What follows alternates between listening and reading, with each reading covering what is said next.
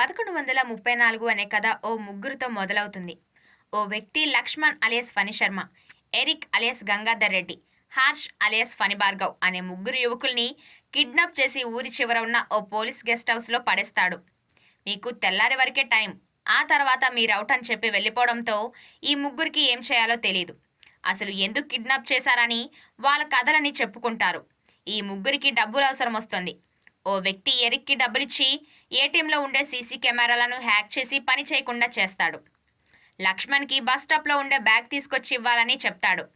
హార్ష్కి ఏటీఎంలో ఉండే డబ్బులు తీసుకొని రావాలని చెప్తారు. దీంతో వీళ్ళ ముగ్గురి కథలు తెలుసుకొని ఒకరికి తెలియకుండా ఒకరు ఈ ముగ్గురు యువకులు ఒకే వ్యక్తికి పనిచేశారని తెలుస్తోంది. ఈ క్రైమ్ కనపడకూడదని వాళ్ళని చంపడానికి ప్లాన్ చేసినట్టు అర్థం చేసుకుంటారు. దీంతో అక్కడి నుంచి ఎలాగోలా బయటపడి ఈ ముగ్గురు యువకులు తమతో ఈ క్రైమ్ చేయించింది ఎవరు అని తెలుసుకోవడం మొదలు పెడతారు. మరి ఈ ముగ్గురు యువకులతో క్రైమ్ ఎవరు చేయించారు? వీళ్ళని ఎవరు కిడ్నాప్ చేశారు? అసలు 1134 నెంబర్కి వీరికి సంబంధం ఏమిటి? చివరికి ఈ ముగ్గురు కలిసి అతన్ని పట్టుకున్నారా లేదా అనేది తెలియాలంటే తెరపై చూడాల్సిందే.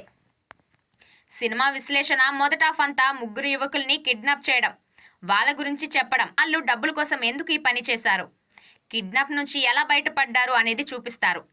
మొదట హాఫ్ కొంచెం స్లోగా సాగుతుంది. ఇక సెకండ్ హాఫ్ నుంచి సినిమా కొంచెం ఆసక్తికరంగా సాగుతుంది. అసలు వీళ్ళతో క్రైమ్ ఎవరు చేయించారో అని వీళ్ళు చేసే ప్రయత్నం, హ్యాకింగ్, వెతుకులాట కొంచెం ఆసక్తిగా సాగుతుంది.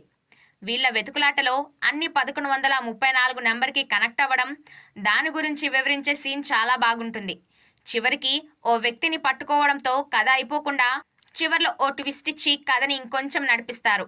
సినిమాలో ఒక్క లేడీ పాత్ర కూడా లేకపోవడం విశేషం.